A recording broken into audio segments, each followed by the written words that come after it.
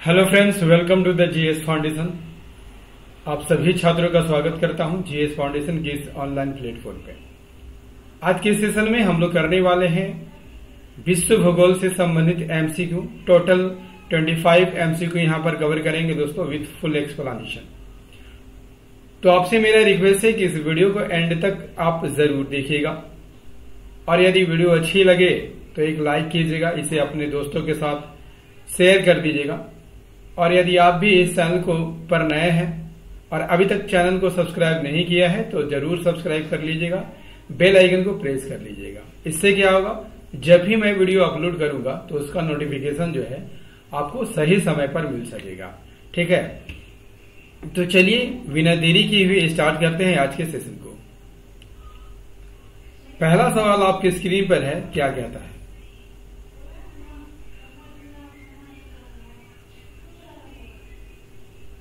पहला सवाल आपकी स्क्रीन पर है, क्या कहता है? निम्नलिखित में कौन सा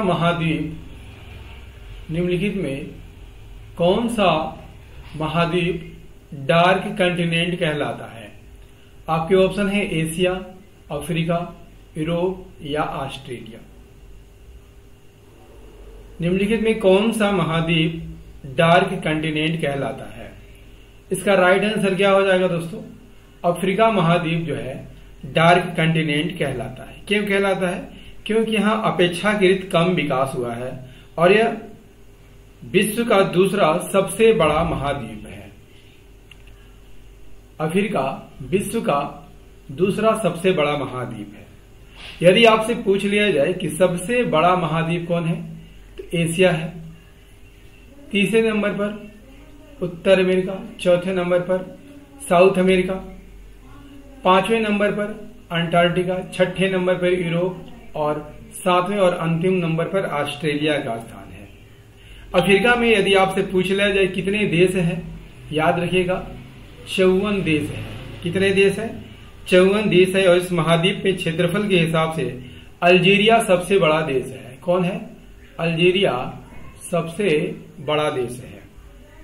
ठीक है, यदि आपसे पूछ लिया जाए कि सबसे बड़ा रेगिस्तान इस महाद्वीप में कौन है, तो याद रखिएगा सहारा रेगिस्तान है, जो कि इस महाद्वीप का सबसे बड़ा रेगिस्तान है।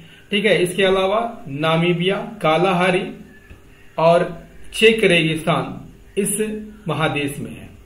ठीक है, इस महाद्वीप की सबसे बड़ी झील कौन है? विक्टोरिया झील, जो कि 3 देशों की सीमा पर स्थित है।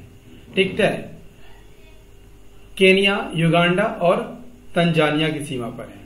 ठीक है, यदि आपसे पूछ लिया जाए कि कौन सी नदी है जो मकर रेखा को 2 बार काटती है, कर्क रेखा को 2 बार काटती है, तो कांगो नदी है। ठीक है, कांगो नदी जो अफ्रीका में बहती है। और यहाँ के घास के मैदान को क्या कहा जाता है? सवाना कहा जाता है। ठीक है, ये सभी फैक्ट याद करके रखिएगा दोस्तों, परीक्षाओं में पूछा जाता है। अगला कर लीजिए। अगला है, दुनिया की सबसे लंबी नदी कौन सी है? दुनिया की सबसे लंबी नदी कौन सी है? तो आप सभी जानते होंगे कि दोस्तों दुनिया की सबसे लंबी नदी नील है और सबसे चौड़ी नदी अमेजन है। भारत की सबसे लंबी नदी गंगा है और चीन की सबसे बड़ी नदी कौन है? यांगसी है। ठीक है, तो दुनिया की सबसे लंबी नदी कौन है? नील है। ठीक है, आइए इसे चित्र से समझते हैं। नील नदी कितने नदियों के संगम से बना हुआ है? तो 2 नदियों के संगम से बना हुआ है, व्हाइट नील और ब्लू नील। ठीक है, व्हाइट नील कहां से निकलती है? तो विक्टोरिया झील से निकलती है। विक्टोरिया झील यदि आपसे पूछ लिया जाए कितने देशों की सीमा पर है? 3 देशों की सीमा पर है, केनिया, युगांडा और तंजानिया। ठीक है, ब्लू नील कहां से निकलता है? तो लेक ताना झील से निकलता है। इथियोपिया के लेक ताना झील से ब्लू नील निकलता है। ये दोनों नदियां कहां पर मिलती हैं? सूडान की राजधानी खार्तूम में मिलती है और उत्तर की ओर प्रवाहित होते हुए ये कहां पर गिर जाती है? तो ये मेडिटेरियन सी में गिर जाती है। ठीक है, यदि आपसे पूछ लिया जाए कि रेड सी और मेडिटेरियन सी को कौन सा नहर जोड़ता है? तो याद रखिएगा सुएज नहर जोड़ता है। कौन सा नहर जोड़ता है? सुएज नहर जोड़ता है। ठीक है, चलिए अगला सवाल कर लीजिए। दुनिया का सबसे बड़ा रेगिस्तान कौन सा है? सहारा, गोबी, कालाहारी या अटाकामा? दुनिया का सबसे बड़ा रेगिस्तान कौन है दोस्तों? तो दुनिया का सबसे बड़ा रेगिस्तान सहारा है। ठीक है, इसका क्षेत्रफल कितना है? 9.2 मिलियन वर्ग किलोमीटर है। ठीक है, और दुनिया का सबसे गर्म रेगिस्तान है सहारा रेगिस्तान। यदि आपसे पूछ लिया जाए कितने देशों में फैला हुआ है, तो 11 देशों में फैला हुआ है। ठीक है, वे कौन कौन है? वेस्टर्न सहारा, मारितानिया, माली, अल्जीरिया, ट्यूनीसिया, लीबिया, नाइजर, चाड, इजिप्ट, सूडान और इरिट्रिया। ठीक है, नेक्स्ट कर लीजिए। एंजल फॉल्स किस देश में स्थित है? एंजल फॉल्स किस देश में स्थित है? एंजल फॉल्स याद रखिएगा दोस्तों, वेनेजुएला में स्थित है। दुनिया का सबसे ऊंचा झरना है। ठीक है, और वेनेजुएला के कैनाइमा नेशनल पार्क में है। किस नेशनल पार्क में है? कैनाइमा नेशनल पार्क में है। नेशनल पार्क में है। ठीक है, इसकी ऊंचाई कितनी है? 979 मीटर इसकी ऊंचाई है। ठीक है, आप देख सकते हैं एंजल फॉल्स का नजारा। नेक्स्ट कर लीजिए। अगला है माउंट एवरेस्ट किस पर्वत श्रृंखला में है? आल्प्स, हिमालय, एंडीज या रॉकी? आल्प्स तो यूरोप की पर्वत श्रृंखला है। हिमालय भारत की पर्वत श्रृंखला है। एंडीज दक्षिण अमेरिका में पर्वत श्रृंखला है। और रॉकी नॉर्थ अमेरिका में है। ठीक है, तो माउंट एवरेस्ट किस पर्वत श्रृंखला में होगा? हिमालय पर्वत श्रृंखला में। Option B is the right answer. यदि आपसे पूछ लिया जाए कि कंचनजंगा किस राज्य में है, तो याद रखिएगा सिक्किम राज्य में है। इसकी ऊंचाई कितनी है? 5898 मीटर, और ये भारत की सबसे ऊंची चोटी है। माउंट एवरेस्ट यदि आपसे पूछ लिया जाए किस देश में है, तो नेपाल में है। ठीक है, नेपाल में इसे सागर माथा के नाम से जानते हैं, और इसकी ऊंचाई 8848 मीटर है। केटू की यहां पर बात कर लिया जाए तो किस श्रेणी में स्थित है? काराकोरम श्रेणी में स्थित है। काराकोरम श्रेणी में स्थित है। इसकी ऊंचाई कितनी है? 8611 मीटर, और यह विश्व की दूसरी सबसे ऊंची चोटी है। यदि आपसे पूछ लिया जाए कि अरावली पर्वतमाला मुख्य रूप से किस राज्य में है, तो राजस्थान में है। राजस्थान में है। इसकी सबसे ऊंची चोटी गुरु शिखर है। इसकी ऊंचाई कितनी है?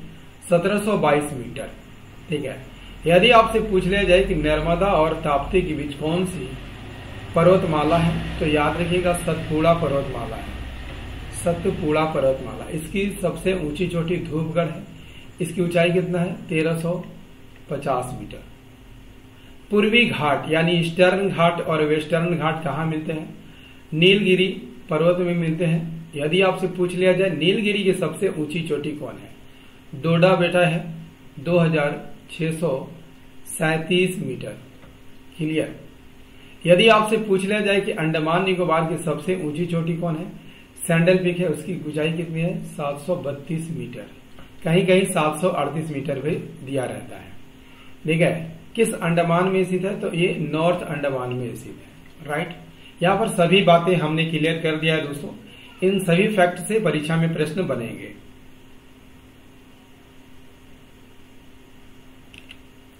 नेक्स्ट कर लीजिए। विश्व का सबसे बड़ा द्वीप कौन सा है? विश्व का सबसे बड़ा द्वीप कौन सा है दोस्तों? ग्रीनलैंड है। कौन है? Greenland. Option B is the right answer. ठीक है, ये किसके भौगोलिक रूप से? यूनाइटेड स्टेट अमेरिका के अंतर्गत आता है, लेकिन राजनीतिक रूप से इस पर किसका अधिकार है? डेनमार्क का स्थान है। यदि आपसे पूछ लिया जाए ग्रीनलैंड की राजधानी कहाँ है, तो ग्रीनलैंड की राजधानी नुक है।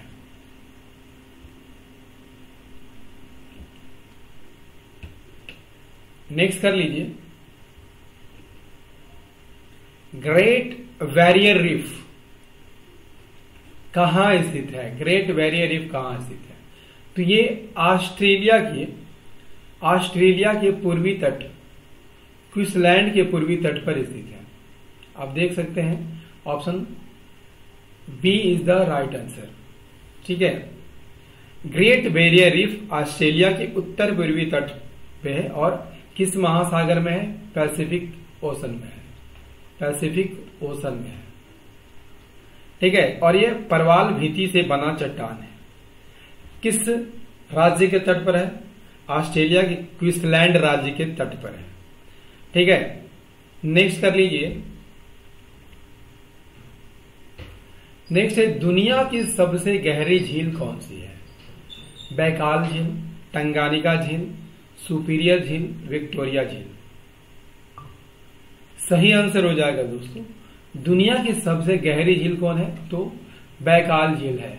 Option A is the right answer. ठीक है। कहां पर स्थित है? तो रूस के साइबेरिया में स्थित है। कहां स्थित है दोस्तों? रूस के साइबेरिया में स्थित है। और एक मीठे पानी की झील है। मीठे पानी की झील है और कुल मीठे पानी का 20% यहीं पर पाया जाता है। ठीक है। नेक्स्ट क्या है? विश्व का सबसे ऊंचा पठार कौन सा है? विश्व का सबसे ऊंचा पठार कौन सा है दोस्तों? डेक्कन का पठार, कोलोराडो पठार, तिब्बत का पठार, अंटार्कटिक पठार। सही आंसर हो जाएगा तिब्बत का पठार। यह दक्षिण में हिमालय पर्वत श्रृंखला से लेकर उत्तर में तकला मकान रेगिस्तान तक फैला हुआ है। इसका कुल क्षेत्रफल कितना है? 25 लाख वर्ग किलोमीटर क्षेत्र में यह फैला हुआ है। नेक्स्ट क्या है और सेशन कैसा लग रहा है दोस्तों? कमेंट करके जरूर बताइएगा। पृथ्वी पर सबसे ठंडा स्थान कौन सा है? सही आंसर हो जाएगा अंटार्कटिका सबसे ठंडा स्थान है। ठंडा स्थान कौन सा है? अंटार्कटिका।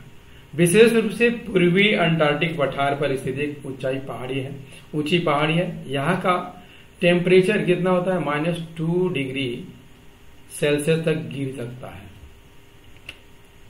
नेक्स्ट है दुनिया का सबसे बड़ा महासागर कौन सा है?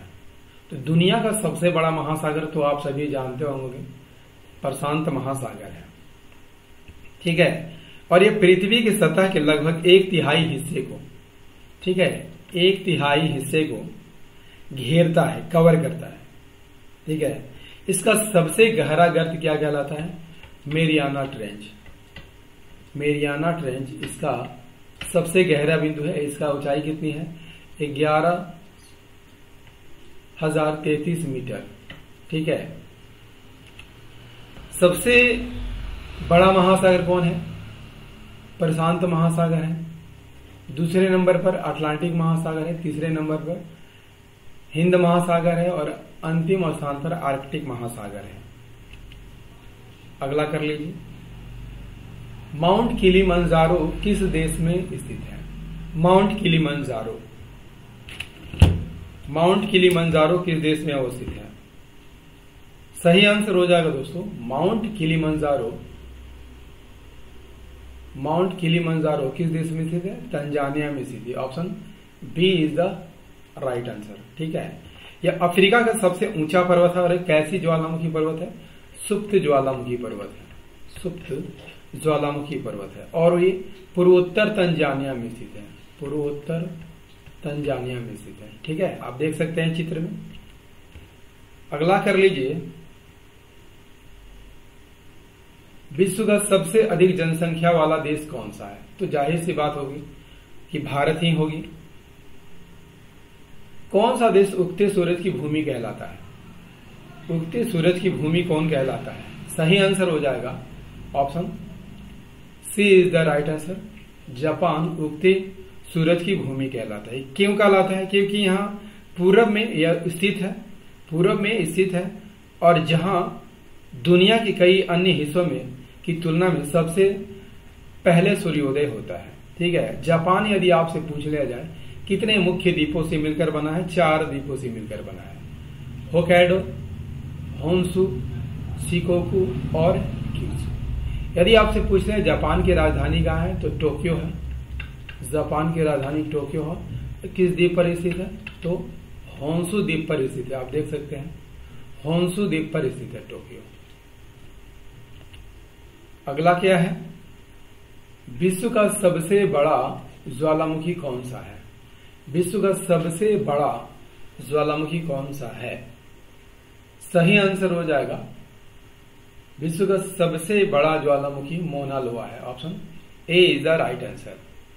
ठीक है, मोना लोआ की यहां पर बात कर लिया जाए तो हवाई द्वीप पर स्थित है, आइलैंड ऑफ हवाई द्वीप पर स्थित है। ठीक है, आप देख सकते हैं मोना लोआ की स्थिति। ठीक है, अगला क्या है?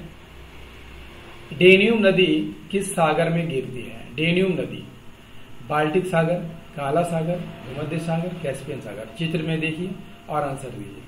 डेन्यूब नदी की यहां पर बात कर लिया जाए, ठीक है, तो वोल्गा के बाद, किसके बाद? वोल्गा के बाद यूरोप की दूसरी सबसे लंबी नदी है।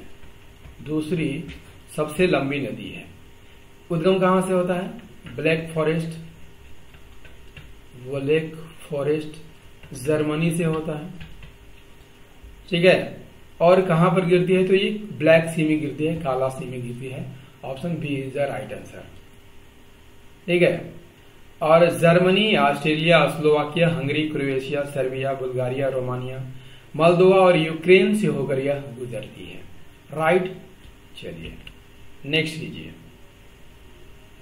अमेजन नदी किस देश में सबसे लंबी दूरी तक बहती है? ब्राजील, पेरू, कोलंबिया या वेनेजुएला। तो सबसे अधिक किस देश से होकर बहती है? ब्राजील से होकर बहती है। Option A is the right answer. ठीक है, अमेजन नदी का अधिकांश भाग और उसकी मुख्य धारा की लंबाई किस देश में है? तो ब्राजील में है। इसे दुनिया की दूसरी सबसे लंबी नदी माना जाता है। यदि आपसे पूछ लिया जाए कि विश्व की सबसे लंबी नदी कौन है, तो नील नदी है। पहले ही बता चुका हूं दोस्तों। अमेजन नदी कहां से निकलती है? पेरू के एंडीज पर्वत से निकलती है। कहां से निकलती है? एंडीज पर्वत से निकलती है। और पेरू से निकलकर किस किस देश में बहती है? इक्वाडोर, कोलंबिया, वेनेजुएला, बोलिविया और ब्राजील से होकर बहती है। इस नदी का 2/3 हिस्सा जो है ब्राजील से होकर बहती है और अंत में कहा मिल जाती है? तो ये अटलांटिक ओशन में मिल जाती है। ठीक है, कहां पर मिल जाती है? तो अटलांटिक ओशन में मिल जाती है। राइट। चलिए अगला क्या है? अगला है कि दुनिया का सबसे छोटा महाद्वीप कौन सा है? तो सबसे बड़ा महाद्वीप कौन है दोस्तों? सबसे बड़ा महाद्वीप एशिया है। उसके बाद दूसरे नंबर पर अफ्रीका, तीसरे नंबर पर उत्तरी अमेरिका, चौथे नंबर पर दक्षिण अमेरिका, पांचवें नंबर पर अंटार्कटिका, छठे नंबर पर यूरोप, सातवें नंबर पर ऑस्ट्रेलिया और सबसे अंतिम नंबर पर ऑस्ट्रेलिया है।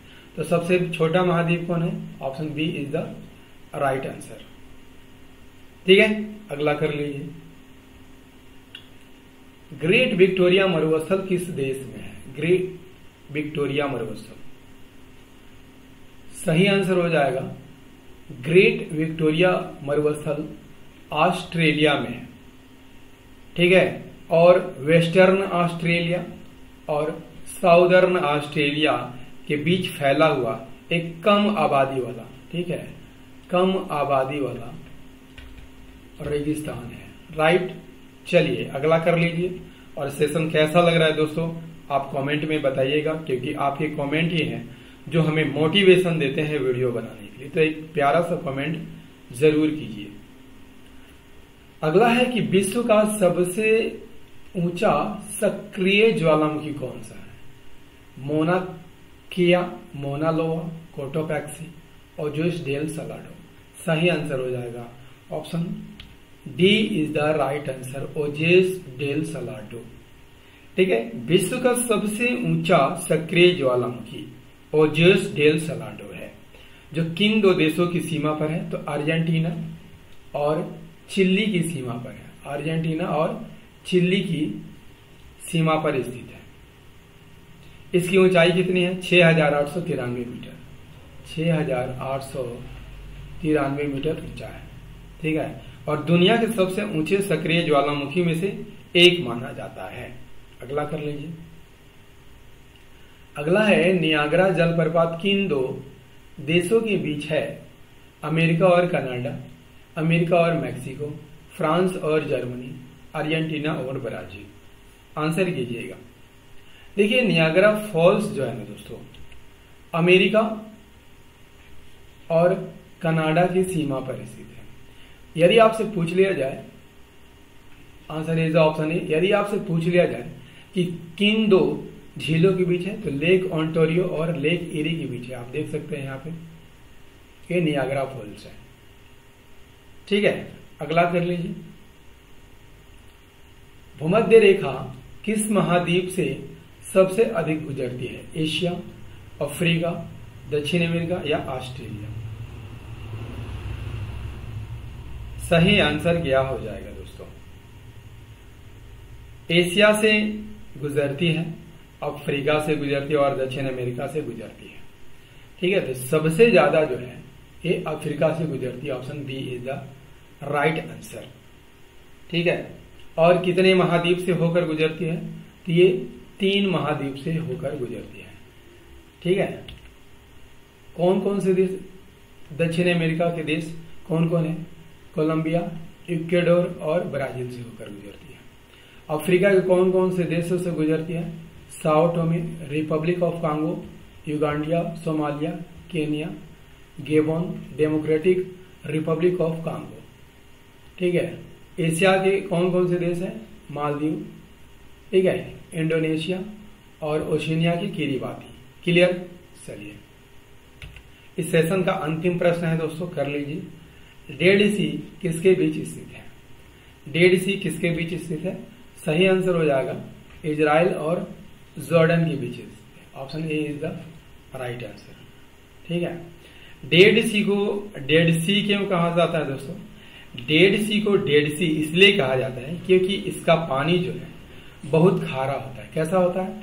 बहुत ही खारा होता है। ठीक है, और इसमें किसी तरह का जीवन विकसित नहीं होता है। जैसे मछली, समुद्री पौधे, ये सभी जीवित नहीं रह पाते हैं, इसीलिए इसे डेड सी के नाम से जाना जाता है। दोस्तों, विश्व भूगोल के 25 प्रश्नों का एमसीक्यू का ये सेशन आपको कैसा लगा? उम्मीद करता हूं दोस्तों काफी अच्छा लगा होगा, क्योंकि हमने इस पर काफी मेहनत किया है। यदि सेशन पसंद आया हो तो एक लाइक कीजिएगा, इसे अपने दोस्तों के साथ जरूर शेयर कीजिएगा, और यदि आप भी इस चैनल पर नए हैं, चैनल को जरूर सब्सक्राइब कर लीजिएगा, बेल आइकन को प्रेस कर लीजिएगा। मिलते हैं अगले महत्वपूर्ण सेशन में पॉलिटी के प्रश्नों के साथ। तब तक के लिए जय हिंद, धन्यवाद।